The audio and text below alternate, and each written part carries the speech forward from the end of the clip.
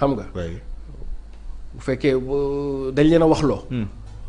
maanaam nañ dellu ci way ba waxal sa wax ci mbaay waxi jàmbur du wax na ku nekk wax waxam bu fekkee seen wax la c'est pas beau. pour man ay kilifa bu ñu nekkee ci digg di lijjanti dara jarul ñu koy wax ci kaw xam nga. ndax dañuy wax naan bu ñu xamee foo jëm. doo gaaw a àgg. oui mais kon dañ dëgg bal bi. mais bu fekkee nag dañ leen a waxloo. kon te ka leen waxloo. d'accord nga ne amul objet. gisoo lu war a tax ñu waxtaan mais faaw ñu génn tamit ci impasse bi ñu nekk nii finalement. waaw mais génn ci dafa yomb léegi génn ci Ousmane. 2019 du defoon nañu élection. waaw est-ce que dañoo dialogoon. amoon na dialogue bu ñu. très bien ñi bëgg a dem ñi bañul. dem ñi bëggul toog du ñu dem élection. élection législative locale yi ngeen fi mujjee def nii. du woote woon nañu fi dialogue am. dialogue amoon na. ñi bëgg dem nañ. ñi bëggul demuñu. élection yii ñu war a jëm nii 2024. du woote woon nañu fi dialogue non. du ñu bëgg dem nañ. ñi bëggul dem nañ. waaw noonu rek lay demee grand xam nga voilà léegi nañ ko woote rek ñi bëgg a dem seen droit la kenn mënu leen ko bañal ñi bëggut a dem. toog xam nga la. ndax la waykat bu doon wax bëgg a dem taxut a dem mën a demay tax a dem. léegi nag nañu rek respecté ku ne droit am ñu continuer mais lii bon mooy nga ni par force ñëpp a war a ñëw wuy si foofu nag la antidémocratie nekk. mais liñ fi gis noonu. xëy na nuru ko waaye. li ñuy wax ni kon lan la kon. li ngay dégg nii saa yi. waaw non et puis man dama jàpp. ak li ñuy annoncé Ousmane Sonko dana génn du yàgg yooyu kon lan la. waaw non mais ñoom kon loolu bu amee. Ça veut dire que li ñu doon waxal Macky Sall yëpp li ñu ko doon jiiñ yëpp kon mooma. bu ñu doon wax naan day instrumentaliser justice kon mooma su fekkee Ousmane Sonko ak li fi jote dee ci ay nit ak lu mu jaral Macky Sall 2021 ba léegi mu nekk ci ak Ousmane Sonko ba xañ ko candidat am est-ce que vraiment ba tëj ko ci kaso bi c'est par un coup de baguette magique. ci nañuy raxasee lépp rek kon nga xam ne tooñ nañu Ousmane Sonko tooñ nañu ñun ñii plus que Ousmane Sonko mais tooñ nañu ñun ñii xam ne suñu yoon nekku ci comprendre est-ce que comprendre nga. kon su boobaa vraiment il faut s'en désoler du Sénégal est-ce que comprendre nga comme ñoom ñoo lijjanti def seen i tuuma def seen i affaire ba ni Ousmane Sonko lii la ñoom nañ ko wéetoog ñoom est-ce que comprendre nga. bu ñu koy juger ñu juger ko bu ñu koy bàyyi ñu bàyyi ko mais xëy suba rek comme ni nga wax nii. ay amnistie et cetera su boobaa de bu amatee. kon man jàppal ni APR dootuma leen tuddee ci APR mais ACR laa leen tuddee. mooy alliance contre la République. ce n'est plus alliance pour la République mais ce serait alliance contre la République parce que nous. maanaam bu ñu xëyee loi d'amnistie bi jàll ñu jëmmal ko ñu ne faase nañ ñu fi xewoon yëpp. très bien Macky Sall daal lenn laa xam ne. mën na koo def wàccoog ñun te sax mi ngi bëgg a yeex mooy mu organiser élection yi le 2 mu dem yoonam leneen lu mu fi def il n'est plus dans l'alliance pour la République mais il est dans l'alliance contre la République waaw. est-ce que comprendre nga waaw parce que lii ñuy dund nii yéen du da ngeen am VDN. oui VDN nu ngeen ko tuddee du voie de dégagement. non. très bien bii nag VCD lay nekk. mooy voie de contournement du droit ci Macky Sall ci yooyu dañu bëgg a dugal te léeg-léeg ñi ngi ñaan yàlla conseil constitutionnel wax li muy wax abrogé ne loi boobu c'est anticonstitutionnel fixer date yi en tenant compte de la date du 2 comprendre oui mais en attendant leneen lu fiy nekk ay dialogue amnistie yooyu yëpp xam nga lan la voie de contournement du droit. Oui mais bu ñu xëyoon suba Ousmane Sonko génn. du yow dañu. génn par le biais de cette loi d'amnistie. non loolu loi d'amnistie. loi d'amnistie. non loolu mënatu nekk parce que déjà grand loi d'amnistie il faut que d'abord ñu condamner la Ousmane Sonko est en instruction nekkagul sa procès. nekkagul sa comprendre ça veut dire que pour ñu mën a amnistier dara il faut nit ñi ñu jël leen juger leen àtte leen ba tëj leen.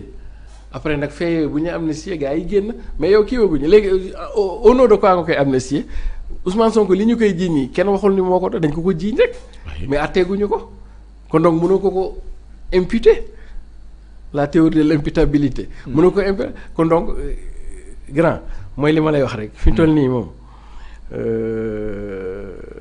muy dialogue ak yii ñi agité yëpp. xam nga président Macky Sall il est très futé en communication politique. c'est-à-dire. day gor Dakar gi daal ni gars yi xool leen guy gi ñu nekk ci guy gi wax rek te moom tër na Dakar gi ba pare. ana Dakar gi ak guy gi. comprendre nga. li diversion la. très bien c'est-à-dire que très bien xam nga président Macky Sall il est très futé dans l'art de divertir. ses opposants moo tax. maanaam yow yi ngay dégg nii yëpp joxoo ko crédit wóolu woo ko daal li ñuy wax nii yëpp. da nga jàpp ne am na lu ci nekk de deux choses l'une première chose te man sax boobu lay gën a yaakaar. le président de la République ne maîtrise plus rien en fait. ne maîtrise plus rien xam nga lu tax affaire Walfadjri bi. waaw. j'ai comme l'impression bu ma dégloo le récit de la presse. oui. que Macky Sall yëgoon nañu coupé nañ signal bi mais yëgul woon ni retiré nañu licence bi. c'est ça que j'ai compris léegi bu ñu demee à un certain niveau de responsabilité est-ce que léegi le système téyewul Macky Sall di xool yan information la koy jox ak yan la ko dul jox. oui en se faisant dans la tête que très bien. daa am ku mu koy partager wala dafa am yu ñuy nag. voilà très bien parce que certainement ils se disent que exactement le système je parle du système. waa Macky nag doo mën a croiser les bras après bëgg ñu dugalee ci lépp ñu dugg ci takk ci lépp nga bëgg a croiser les bras yoo ngi dem ba ñu fekk gaañ yi xam nga li ma la ba ñu fekk ñoom si rek ñooñu déedéet du ñu mën a def loolu yow kañ moom kañ balaa ngaa dem il faut ñu régler affaire yeeg yooyu et puis j'ai comme l'impression que le président de la République ci affaire Walf bi le fait qu'il ait donné l'instruction séance tenante de rétablir la licence Sougé en dit long que peut-être yëgoon na coupure bi mais yëgul woon kii bi te loolu bu amee rek c'est extrêmement grave beneen faisceau parce que là on analyse waaw quand le président de la République son excellence Lam Tooro Boury Guédé Macky Sall c'est comme ça qu'il faut l'appeler désormais parle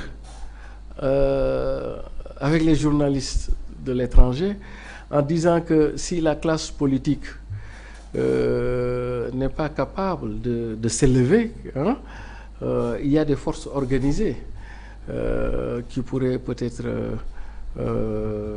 prendre le pouvoir disons-le comme ça keroog ñi ngi ciy waxtaan mais avec le recul est-ce que du président wax jooju au-delà de wax affaire armée day woote wàllu waaw très bien non je suis dans l'analyse c'est-à-dire que au lieu nga jàppee ko ci waxu nit ku tiit mais romb na tiit sax mais day woote wàllu mais daa am nu mu koy waxee en langage codé appel du pied très bien en langage codé c'est-à-dire que en langage cru direct tu aurais dû dire comme on a dit que c'est peut-être un clin d'œil à l'armée si vous ne venez pas si on s'entend pas ñun ñëppay pertandoo et cetera mais pour man bu mën naa dem delloo Saraba xam nga yow yaa mën di Sénégal xam nga la léegi da ngay del Sénégal très bien yow soo mëndee Sénégal ba ñu wax li ñuy wax a pare ba mu ñibbi Saraba ba jéggi frontière ba nekk ci sama yooyu gis-gis bi dootul doonati benn quoi xam nga les choses évoluent et les choses quand évoluent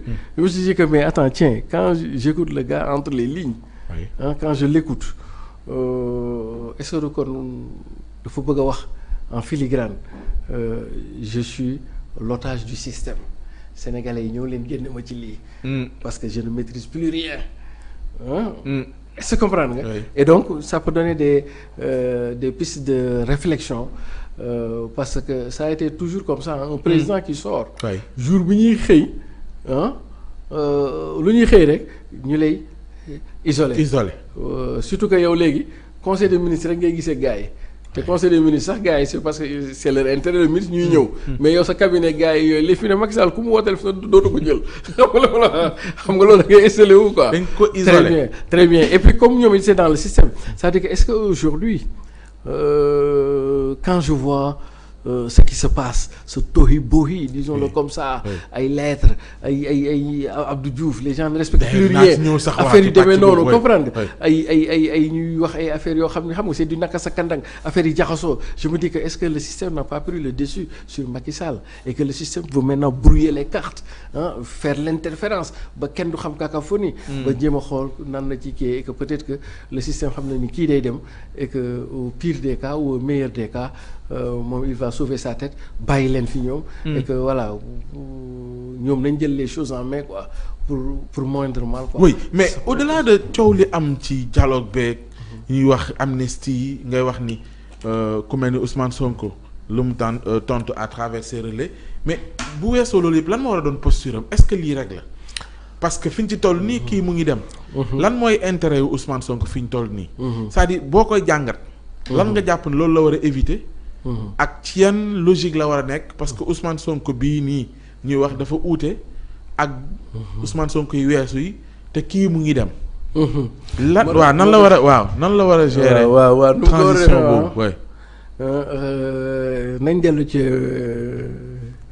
Omar Pène ba gis nga Omar Pène dafa ni ci benn morsom bu tudd saay-saay mu ni dafa ñëw sama kër baay laaj ma sama tur comprendre nga daal may jëlee réew ci àll bi dugal ma yeewu taax daal may jënd robb jox ma reer jëndal ma ay cadeau ndeke waa ji saay-saay la xam nga loola saay-saay la moo tax Omar Pène ne ko loo fa wuti woon ba mu def la nii xam nga li ma la wax comprendre gis nga Ousmane l'une des plus grandes erreurs et d'ailleurs sax Ousmane a mûri sur le plan politique boobu ba léegi et d'ailleurs nit ñi ñoo koy kii rek mais li may wax ne Ousmane sax moom moo ko gën a xam moom c'est-à-dire que l'une des erreurs fatales que peut commettre Ousmane Sonko c'est d'aller au dialogue de Macky. Ah oui. Tout à fait xam nga lu tax. lu tax. ca yàlla. gis nga bu fa demee. Ousmane Sonko dafa introduire benn élément nouveau ci politique gu Sénégal moo tax ndiiraan gi topp ko. tey jii boo xoolee campagne électorale bi. candidat yu bëri arrêté nañ seen campagne. Ousmane Sonko ak waa Pastef rek ay campagne xam nga lu tax.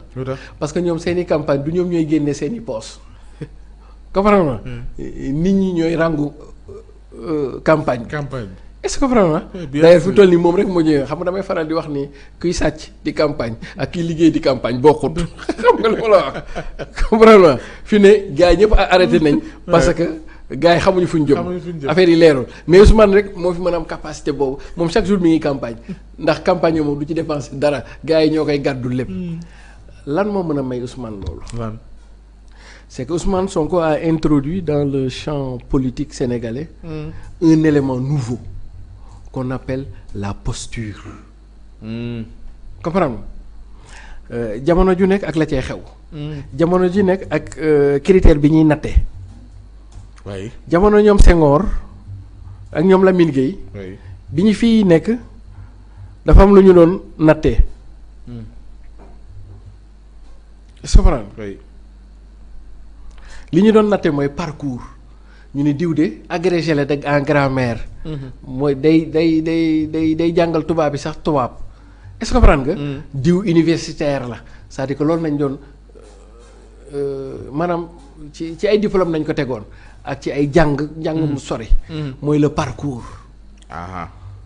loolu 1960 ba 1974 jàppal ni loolu la woon bi Ablaye Wade duggee ci langue gi à partir de 74 bu la neexee nga jàpp ba ci 2000 xam nga lan la woon. discours ci la Ablaye Wade nekk un tribun ci la discours ak les hommes de gauche quoi les idéologie conceptualisation xam nga planification programmation et cetera. le discours révolutionnaire disons-le comme ça. léegi 2000 ba 2012. oui. on était dans la même dans la même lignée xam nga bii bële parcours la woon. bii discours la de 2000 à 2012 on est à la fois dans le parcours et le discours est-ce que comprendre nga. da ngay am benn niveau bi comprendre nga mën a am aussi benn niveau de discours bi. pour di mën a bokk parce que loolu le régime libéral ñoo ko fi indi quoi xam nga ñoom lu ne dinañ ko layal xam nga loolu lu ne mën nañ ko indi laytaayam même report élection présidentielle sax ils sont capables layal ko quoi te lépp ñoo ko fii layal parce que voilà ñoom leen maintenant Sonko